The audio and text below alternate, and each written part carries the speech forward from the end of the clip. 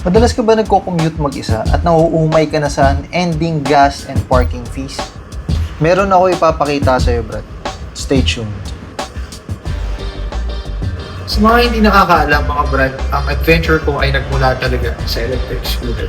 Why? Because hindi ka nag-iisip ng gas.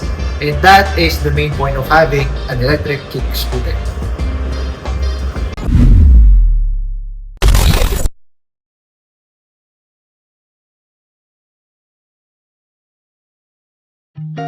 Pumasyal ako sa Dualtron headquarters sa BGC to check their latest units. Sa mga hindi nakakaalam, ang Dualtron ay isang Korean brand na established since 1999. Doon pa lang, makakasigurado ko ng reliable ang mga units nila. Tested and proven ko na din yan mga brad sa ilang taon na nag-electric scooter ako for my daily commute. If interesado ka sa mga units ng Dualtron, meron silang website at pwede kang mag-browse ng mga iba't ibang units nila. From 33,000 until 450,000, pasok na pasok ang anumang budget na meron ka. From daily commute to unlimited adventure, you can find it here in their website. Andyan na rin ang kanilang mga details and ang kanilang contact number including their location for accessibility. For this vlog, gusto ko ipakita sa inyo ang latest and greatest ng Dualtron, ang Sonic Alien, na may battery capacity ng 72 volts 40 amp hours na kayang tumakbo ng around 120 kilometers from full to empty. Ang kanyang top speed din is over 100 kilometers per hour, kaya hindi biro ang scooter na to. Meron din siyang full hydraulic brakes with unified braking system and ABS assist stopping power. It also features a 3.5-inch TFT color display para mas malakas ang dating. Isa pa lang yan sa mga magagandang units ng Dualtron. Pero sa ngayon, tara, magmarilaki tayo. So before we hit the road tomorrow guys, we need to ensure na dapat fully charged yung scooter natin, especially maglo-long ride tayo. So ito papakita ko sa inyo. Isa sa mga magaganda sa Dualtron Sonic Alien ay meron itong dalawang charging ports, kaya pwede kang gumamit ng dalawang charger ng sabay. Ang recommended setup ay isang stock charger na 2 amps at isang 5 amp fast charger. Pwede rin ang dalawang fast charger pero hindi ito advisable. Using the stock charger alone, aabutin ng around 17 hours ang 0 to 100%. Ang fast charger naman kayang bawasan ng charging time ng halos kalahati. Kapag pinagsabay mo ang stock at fast charger, around 6 hours na lang ang full charge. At kung dalawang fast charger, nasa 4 to 5 hours na lang. At kung iisipin mo kung magastos ba sa kuryente, well, hindi naman. Para ka lang nag-charge ng dalawang laptop. Sulit, di ba? Pag nagre-ride kami mga brad na ganito, medyo mahaba-haba, tinatry namin na i-maximize yung battery. So, calculated yung speed. Normally, yung speed namin pag ganito is nasa around 30, 40 to 60 at least. Tapos cruising kami, mga 50, ganyan. Sa ganung paraan, ma-maximize namin yung distance ng scooter namin. Naabot kami ng mga, at least mga 100, ganyan. Depende na lang sa road conditions, kung paakyat, ganyan. Siyempre, the more na nagre-require ng power yung scooter, the more na mas nagko-consume ng battery. One more thing mga brad, sa pagra-ride ng scooter, no? May proper way kasi para hindi mawala yung balance mo. So kapag mag-accelerate ka, magli-lean forward ka, ganyan. Kasi pag hindi, tutulak kang ganun. So that's what we normally do. And on the other end naman, kapag bi-brake ka naman, lean back para naman hindi ka susubsob paharap, diba? Sensya na, itong part na to kasi malubak talaga to. Kahit sa motor, ramdam na ramdam tong part na to. So gamit ko nga pala yung ating X15 na Motegi 5 as my helmet, and yung aking X Armor from LS2. Tsaka syempre yung gloves ko, no? LS2 din. And aking riding pants ay Kumine. And yung aking riding shoes ay Taichi Dry Master. Ganda nung ano niya, sensor niya. Automatic na nagsuswitch yung ilaw kapag nade-detect niya na madilim. Para yung mga modern cars, no? Kaya natin yun nawala.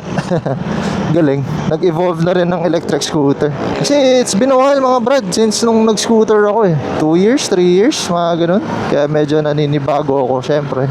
Buti na lang tapos na yung ulan dito mga brad. Kasi yan ang mortal na kaaway ng electric scooter, no? Yan yung pinaka-struggle namin kapag nagre-rides kami. Although nakakapag-tolerate naman siya ng light rain, ano? But it's not highly recommended, Syempre, at your own risk. Pero kapag no choice ka, naabutan ka ng light rain, okay lang naman. Huwag lang yung talagang sobrang lakas na parang bagyo na, ano? Ano po ba yung mga ibang katanungan sa amin maliban sa distance at speed? Susunod na dyan ang presyo.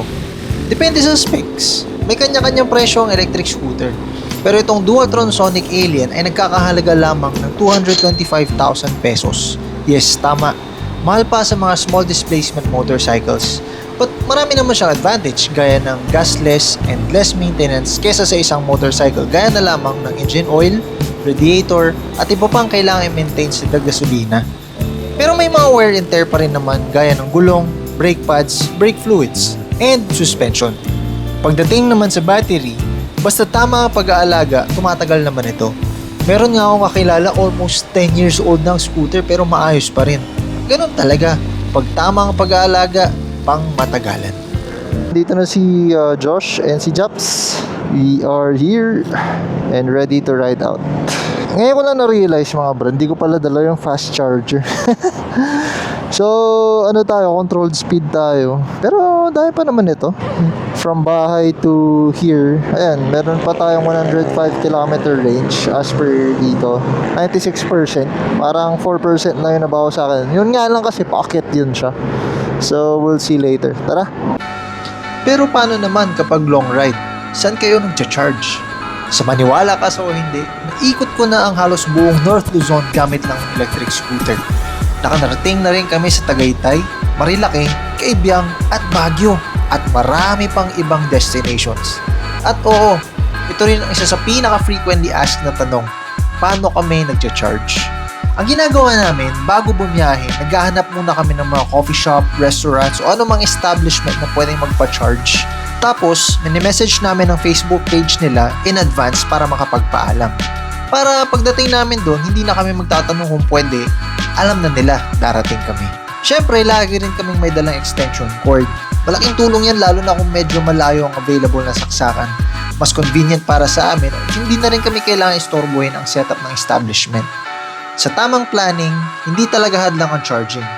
Katulad lang din yan ng pagplano ng gas stop. Ang pagkakaiba lang, ang stop namin kadalasan ay coffee shop o restaurant.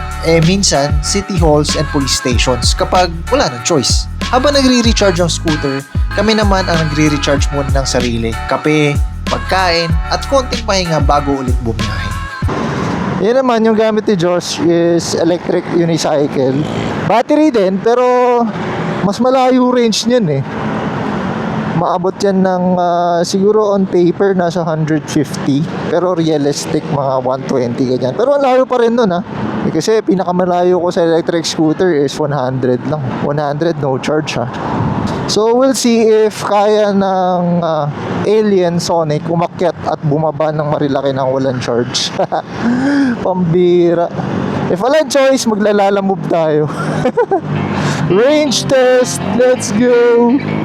Siguro sa part na to napapatanong ka na kung maganda nga ba talaga gawing daily commute ang electric scooter. Para sa akin, oo. Lalo na kung madalas kang bumabiyahe na mag-isa. Una, wala kang iisiping gasolina. Uuwi ka lang, sasaksak mo at paggising mo kinabukasan, ready ka nang bumiyahe. Pangalawa, malaking tipid din sa parking. Sa maraming establishments, libre ang parking ng electric scooters kaya dagdag bawas na rin sa araw-araw na gastos. Pangatlo, less hassle sa traffic. Dahil compact siya, mas madali kang makasingit sa mga mabibigat na daloy ng sasakyan. At sa mga lugar na pinapayagan, maaari ring gamitin ang sidewalk basta responsable at inuuna ang kaligtasan ng mga pedestrian. Pangapat, sobrang convenient niya para sa mga malalapit na lakad, mga malengke, bibili sa convenience store, kakain sa malapit, o simpleng errands lang. Hindi mo kailangan maglabas ng malaking motor o sasakyan. Marami pa sigurong advantages ang electric scooter na hindi ko na nabanggit. Pero para maging fair, pag-usapan naman natin ang mga disadvantages. Una, ang charging. Hindi ito kagaya ng gasolina na ilang minuto lang tapos biyahe na ulit. kailangan mo talaga maglaan ng oras para mag-charge. Pangalawa, tubig. Magkaaway talaga ang electronics at tubig. Kahit may water resistance ang ibang scooters, iba pa rin ang maingat.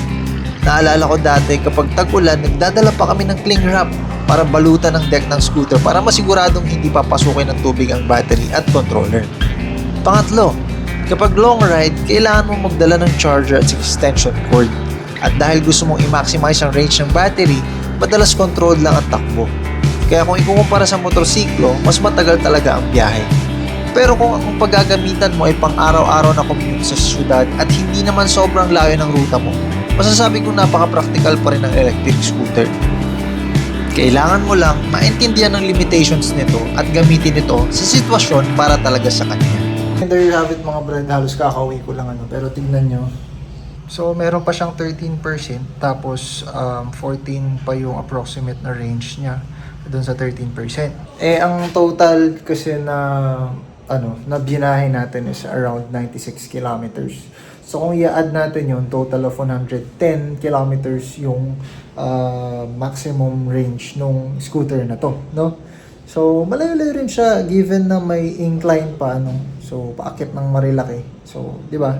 Kung straights lang yun, for sure, baka abutin to ng mga 120 kilometers from 100% to low battery talaga, no? So sulit na sulit siya.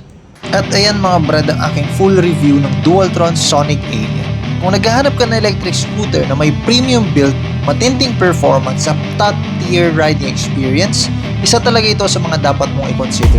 Kung may mga tanong pa kayo tungkol sa Sonic Alien, i-comment nyo lang sa baba at sasagutin natin yan sa next video. Huwag kalimutang i-like, i-share at i-subscribe para sa mga marami pang honest reviews at ride content. Hanggang sa susunod ng biyahe mga brad, lagi ko sinasabi sa inyo, kapag napagkatiwalaan, ingatan. Let's go!